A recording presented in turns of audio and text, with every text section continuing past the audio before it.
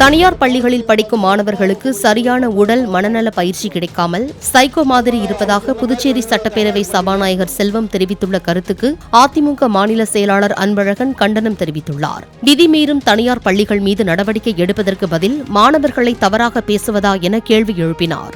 பொதுவாக புதுச்சேரி மாநிலத்தை பொறுத்தமட்டில் பல தனியார் பள்ளிகள் கல்வித்துறையினுடைய சட்டத்திட்டங்களுக்கு அடிபணிவதே கிடையாது. காலையில் ஒரு 8 மணிக்கு பள்ளிக்கூடம்னா பல பள்ளிகள் 6 மணிக்கே பிள்ளைகளை வர சொல்றாங்க. ஞாயிற்றுக்கிழமைகளிலும் பள்ளிகள் நடத்தப்படுகின்றது. அதனால அங்க படிக்கிற பிள்ளைங்களும் சைக்கோன்னு சொல்லக்கூடாது. சைக்கோன்ற வார்த்தை அவர் உதயநிதி நடிச்சார் இல்லையா, சைக்கோ படம், அதை அவர் பார்த்துட்டு சொல்லணும் சைக்கோன்னா என்னன்னு சொல்லிட்டு. இப்ப சபாநாயகர் இது சொல்றாருன்னா மாண்புமிகு சபாநாயகர், அவர் சர்வ வல்லமை படித்த சபாநாயகர், ஏன் அந்த பள்ளிகள் மீது இதுவரைக்கும் நடவடிக்கை எடுக்க சொல்லல இவர்?